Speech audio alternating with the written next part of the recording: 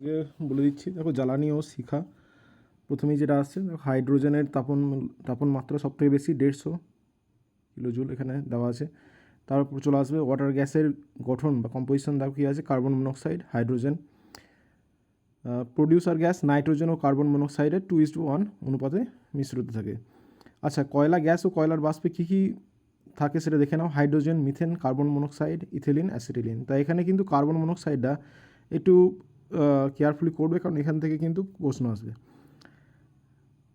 প্রাকৃতিক গ্যাস এর উপাদান বা গঠন কি? মিথেন আর ইথেন।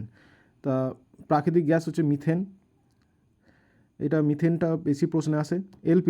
এলপিজির গঠন হচ্ছে দেখো বিউটেন, আইসোবিউটেন এবং কিছুটা প্রোপেন। তা চিফলি তুমি দেখতে পাবে যে বিউটেন আর আইসোবিউটেনটাকে বেশি ফোকাস করে।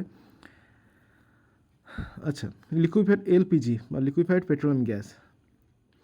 এই লিকুইফাইড পেট্রোলিয়াম গ্যাস যেটা আমরা রান্নার কাজে ব্যবহার করে থাকি, সেখানে যখন লিক হয় তখন একটা গন্ধ আসে, সেই গন্ধটার জন্য দায়ী হচ্ছে মিথাইল মারক্যাপটান। এটা এই গন্ধটা এলে নির্দেশ করে যে কোনো জায়গায় এলপিজি লিক হয়েছে নাকি। সেটা সেফটির জন্য দেওয়া হয়। অকটেন নাম্বার, যে গুণগত মান বিশেষ করে পেট্রোলের, সেটা বিচার করে কিন্তু এই অকটেন নাম্বারের মধ্যে। এটা কিন্তু পরীক্ষায় আসে। অ্যান্টি নকিং এজেন্ট, কোনো ইঞ্জিনের অ্যান্টি নকিং ধর্ম নষ্ট করতে গেলে, তা প্রতিরোধ করতে গেলে টিইএল, টেট্রা ইথাইল লেড ব্যবহৃত হয়, খেয়াল রাখবে। আচ্ছা, চলে আসো দেশলাই কাঠি। একটি নিরাপদ বাতির মাথায় রয়েছে অ্যান্টিমনি ট্রাইসালফেট আর পটাশিয়াম ক্লোরেটের মিশ্রণ। তাহলে অ্যান্টিমনি ট্রাইসালফেট আর পটাশিয়াম ক্লোরেটের মিশ্রণ থাকে দেশলাই কাঠির মাথায়, ঠিক আছে। আর যেদিকে ঘষা হয় সেটার দিকে কী থাকে? গ্লাস বা কাঁচ এবং লাল ফসফরাস থাকে, অগ্নি নির্বাহক। আচ্ছা, আমরা সাধারণত জানি জল অগ্নি নির্বাপক হিসেবে ব্যবহৃত হয়, কিন্তু তাছাড়াও কিন্তু জলের ফেনা যা ফোম আর কার্বন ডাই অক্সাইড কিন্তু অগ্নি নির্বাপক হিসেবে কাজ করে থাকে। জৈব রসায়ন, ইউরিয়া হলো সর্বপ্রথম গবেষণাগারে প্রস্তুত করা জৈব যৌগ, খেয়াল রাখবে ইউরিয়া প্রথম গবেষণাগারে তৈরি করা জৈব যৌগ প্রথম। আচ্ছা, দৈনন্দিন জীবনে রসায়ন, এখান থেকে এই পোর্শন থেকে কিন্তু পর্যাপ্ত প্রশ্ন আসার সম্ভাবনা আছে, কারণ ব্যবহারিক ক্ষেত্রটাই বেশি প্রয়োজন হয় এখানে। স্টিয়ারিক অ্যাসিডের মতো লম্বা চেন ফ্যাটি অ্যাসিডে সোডিয়াম বা পটাশিয়াম লবণ।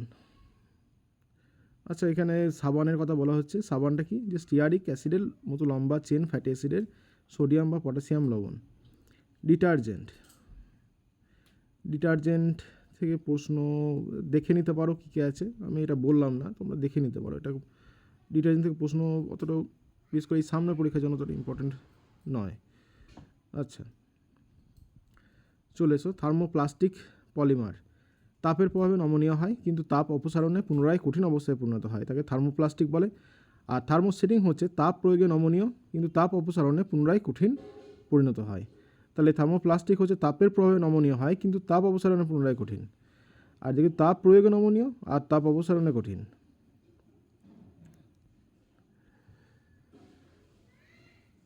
কিন্তু দ্বিতীয়বার থার্মোসেটিংয়ের ক্ষেত্রে কিন্তু দ্বিতীয়বার একে নমনীয় করা যায় না। আচ্ছা, রবার হলো প্রাকৃতিক পলিমার। বেশ, এখানে কিছু মোনোমারের দেওয়া আছে, পলিমার আর মোনোমারের সংজ্ঞা দেওয়া আছে। পলিমার হিসাবে যেটা সবথেকে বেশি আসে, যেমন টেফলন আর পলিভিনাইল ক্লোরাইড। টেফলনের যেমন মোনোমার হচ্ছে টেট্রাফ্লোরোইথেন, আর পলিভিনাইল ক্লোরাইডের হচ্ছে ভিনাইল ক্লোরাইড। রবারের ভলকানাইজেশন, তা ভলকানাইজেশনের জন্য কী ব্যবহার করা হয়? সালফার। অর্ধ কৃত্রিম তন্তু হচ্ছে রেয়ন, কৃত্রিম তন্তু হচ্ছে নাইলন ও পলিস্টার। আর প্রাকৃতিক তন্তু হচ্ছে আমরা দেখলাম তুলো, রেশম। সিমেন্ট হলো ক্যালসিয়াম ও অ্যালুমিনিয়ামের সিলিকেট। এর প্রধান উপাদান হলো চুনাপাথর, কাদা, জিপসাম। তাহলে সিমেন্টের প্রধান উপাদান কি? চুনাপাথর, কাদা আর জিপসাম। সিমেন্টের গঠন সবথেকে বেশি কি থাকে? ক্যালসিয়াম অক্সাইড থাকে, CaO 50 থেকে 60%। তারপরে দেখো এখানে দেখতে হবে পুরো কম্পিটিশন দেওয়া আছে, তবে সবথেকে বেশিটা করবে। আর দরকার নেই। মর্টার হলো বালি, সিমেন্ট ও জলের মিশ্রণ। তাহলে এখানে প্রশ্ন আসতে পারে মর্টার কিসের মিশ্রণ? কাঁচ প্রথম কোথায় তৈরি হয়? ইজিপ্টে। বিভিন্ন রঙিন কাঁচের বিভিন্ন বর্ণের কথা বলা হচ্ছে, যে বিভিন্ন পদার্থ তার বর্ণ কী হয়। এটা দেখতে পারো, তবে বেশ জটিল পরীক্ষার মুখে এগুলো মুখস্থ করা, তাহলে এটা অ্যাভয়েড করলে করতে পারো। আর যদি ভাবো যে পড়বে তাহলে পড়তেও পারো। কার্বনটা বিশেষ করে রাখবে যদি দরকার হয়, কার্বন। আর দেওয়ার মতো হচ্ছে ম্যাঙ্গানিজ ডাইঅক্সাইড, বেশ এই দুটো করে রাখো, এই দু তিনটে মোটামুটি বেছে করে রাখো। আর ফেরিক অক্সাইড, এই তিনটে মোটামুটি দেখে রেখে যাও।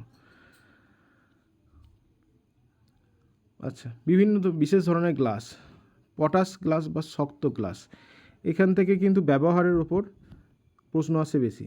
যেমন টেস্ট টিউবে, উচ্চ গলনাঙ্ক বিশিষ্ট টেস্ট টিউবে বা বিকারে কী ব্যবহৃত হয়, সেটা হচ্ছে পটাশ গ্লাস। চোখের লেন্সে ব্যবহৃত হয় বা চশমায় ব্যবহৃত হয় ফটোক্রোম্যাটিক গ্লাস। আচ্ছা, তাই ফটোক্রোম্যাটিক গ্লাসে কী থাকে, সিলভার ক্লোরাইড থাকে। বেক্স পাইরেক্স গ্লাস ব্যবহৃত হয় গবেষণাগারে উপকরণ হিসাবে। ফ্লিন্ট গ্লাস ব্যবহৃত হচ্ছে ক্যামেরার প্রিজম, মাইক্রোস্কোপ, টেলিস্কোপ।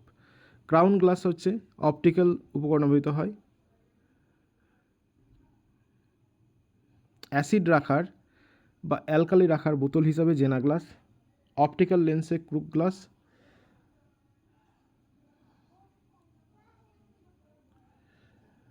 আচ্ছা, এখানে মেন ফটোক্রোম্যাটিক ইম্পর্টেন্ট বলতে ফটোক্রোম্যাটিক, পাইরেক্স, পটাশ আর ক্রাউন গ্লাসটাই চারটে গ্লাস মোটামুটি করে যাও।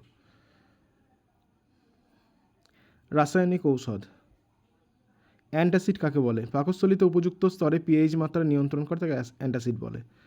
সোডিয়াম বাইকার্বনেট সংকেত দেখে রাখবে। ম্যাগনেসিয়াম হাইড্রোক্সাইডের সংকেত, অ্যালুমিনিয়াম হাইড্রোক্সাইডের সংকেত, এগুলো সবই অ্যান্টাসিডের উদাহরণ। ট্র্যাঙ্কুলাইজার দরকার নেই। অ্যানালজেসিক, বেদনানাশক, যেসব ওষুধ থেকে বেদনা কম হয় তাকে বেদনানাশক বা অ্যানালজেসিক বলে থাকে। তাই এগুলি মরফিন থেকে তৈরি হয়। মরফিন আর কোডিন হচ্ছে এক রকমের অ্যানালজেসিক। আচ্ছা, হার্ট অ্যাটাকের ক্ষেত্রে অ্যাসপিরিন ইউজ হচ্ছে। নন নার্কোটিক্স বা অচেতনানাশক ক্ষেত্রে অ্যাসপিরিন বাবা লিভারের জন্য বিষাক্ত।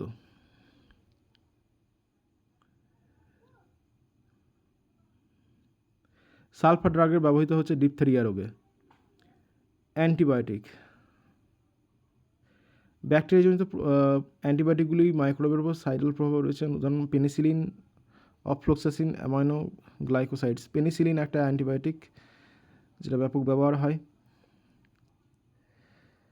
আচ্ছা, পেনিসিলিন আবিষ্কার কী করেছে, আলেকজান্ডার ফ্লেমিং 1929 সালে। একটা কথা বলে রাখি যে এখানে পেনিসিলিনের যে অ্যান্টিবায়োটিক নামগুলো আছে সেই অ্যান্টিবায়োটিক নামগুলো মনে রাখতে হবে।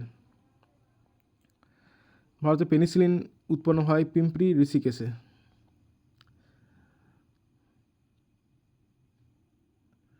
ডেটলের উপাদান অনেক সময় পরীক্ষা আসে। ডেটলের উপাদান হচ্ছে ক্লোরোজাইলেনল আর টার্পিনিনল এর মিশ্রণ। বোরিক অ্যাসিড এর ব্যবহার জলীয় দ্রবণ চোখ ধোয়ার কাজে ব্যবহৃত হয়।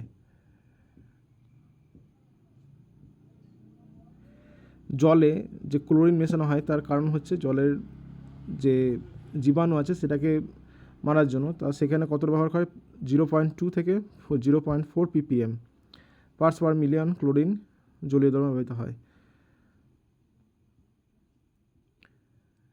হসপিটাল বা অপারেশন থিয়েটার জীবাণুমুক্ত করতে ব্যবহৃত হয় ফর্মালডিহাইড।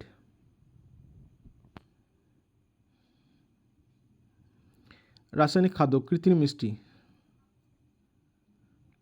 ফ্রুক্টোজ হলো সব থেকে বেশি ব্যবহৃত প্রাকৃতিক মিষ্টি। স্যাকারিন, স্যাকারিন হচ্ছে একটা কৃত্রিম সুইটানার। আচ্ছা, অ্যাসপার্টেম, ঠান্ডা পানীয়তে অ্যাসপার্টেম ইউজ হয়। বর্তমানে কদিন আগে একটা অ্যাসপার্টেম নিয়ে একটা পত্রিকা বেশ লেখালেখি হচ্ছিল, কারণ এটা বলছে নাকি কার্সিনোজেনিক বা ক্যান্সার হতে পারে। তাকে অ্যাসপার্টেমটা নিয়ে যাবে, এটা কী কাজে, এটা পড়ে নিয়ে যাবে, তা কী কাজে ব্যবহৃত হয় অ্যাসপার্টেম, এটা খেয়াল রাখবে। অ্যালিটেম, এই কৃত্রিম মিষ্টির মোটামুটি নামগুলো খেয়াল রাখবে, অ্যালিটেম, অ্যাসপার্টেম, সুক্রালোজ, এইগুলোই। খাদ্য সংরক্ষক। ভিনিগার, সাইট্রিক অ্যাসিড, তেল বিভিন্ন রকমের, এগুলো সবই সোডিয়াম বেনজয়েট খাদ্য সংরক্ষণ করা হয়। মানব রসায়নবিদ্যার কিছু মূল্যবান তথ্য। মানবদেহের রক্তের পিএইচ, এটা আগেও পড়েছি। রট আয়রন সবথেকে বিশুদ্ধ লোহা। পারমাণবিক শক্তি উৎপাদনের প্রধান ইউরেনিয়াম যে আইসোটোপটি ব্যবহৃত হয় সেটা U-235। জিপসাম উচ্চতায় প্লাস্টার অফ প্যারিসে রূপান্তরিত হয়। NaCl সোডিয়াম ক্লোরাইড তীব্র জলীয় দমনকে ব্রাইন বলে। বেকিং পাউডার গঠিত হয় বেকিং সোডা টার্টারিক অ্যাসিড সমন্বয়ে। পাকস্থলীর অ্যাসিডিটিকে নিয়ন্ত্রণ করতে অ্যান্টাসিড ব্যবহৃত হয়। 20 বিন্দুতে সমস্ত পদার্থ বা সমস্ত ধাতু তার চৌম্বক ধর্ম হারায়। জিপসামের রাসায়নিক সংকেত দেখো, প্লাস্টার অফ প্যারিসের রাসায়নিক সংকেত, কপার সালফেটের রাসায়নিক সংকেতটা দেখবে, এবং কী নামে পরিচিত হয়, ব্লু ভিট্রিয়াল। বেকিং সোডার রাসায়নিক নাম বা একে সোডিয়াম বাইকার্বনেট বলে।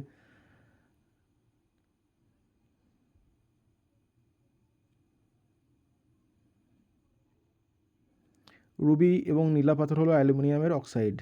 বেশ। H2S এর গন্ধ পচা ডিমের মতো। গান পাউডার উপাদানগুলো কী কী? Potassium nitrate, sulphur, charcoal. ভূত্বকের সর্বাধিক প্রাপ্ত ধাতু অ্যালুমিনিয়াম। ক্লোরোফিলের কেন্দ্রীয় মৌল যে প্রধান যে পদার্থগুলো থাকে সেগুলো মৌলগুলো থাকে সেগুলো ম্যাগনেসিয়াম আর লোহা। ম্যাগনেসিয়াম এবং হিমোগ্লোবিনের কেন্দ্রীয় চিফ যে এলিমেন্ট সেটা হচ্ছে লোহা। গ্যালভানাইজেশন করার জন্য জিঙ্কের প্রলেপ দেওয়া হয় লোহার উপরে। এগুলো কিছু জিনিস আগে বলেছি। মিথেনকে মার্স গ্যাস বলা হয়।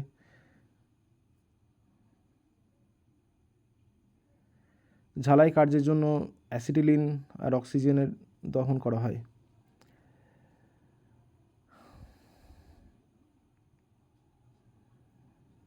হাইড্রোজেনেশন প্রক্রিয়ার মধ্যে তৈরি করা হয় ভেজিটেবল ঘি, ডালডা ঘি যেটা।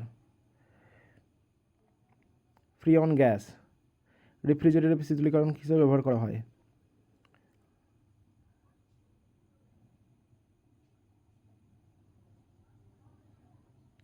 কাঁদানে গ্যাসের একটি উপাদান হচ্ছে ক্লোরোপিক্রিন।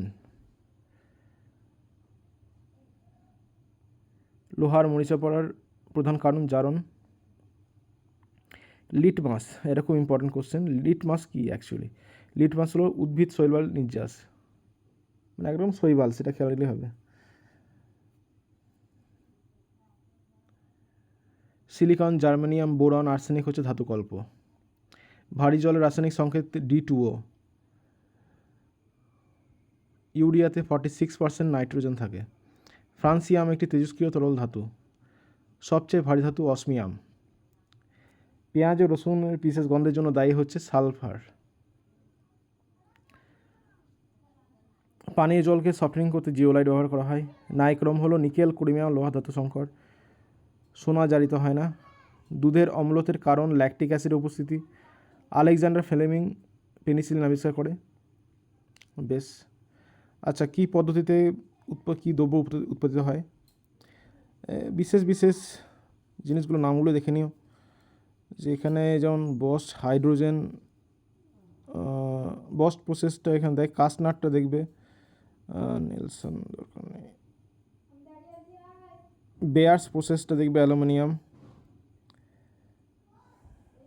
অস্টওয়াল্ড দেখবে। হেবার প্রসেস হচ্ছে অ্যামোনিয়া। অস্টওয়াল্ড হচ্ছে NO2, নাইট্রাস ডাইঅক্সাইড। বেশ, আপাতত এটুকুই মোটামুটি করে যাও, দেখা যাক। আশা করছি তো কুইক লাইমের সংকেত এখানে আছে। বেশ, এটুকুই আপাতত।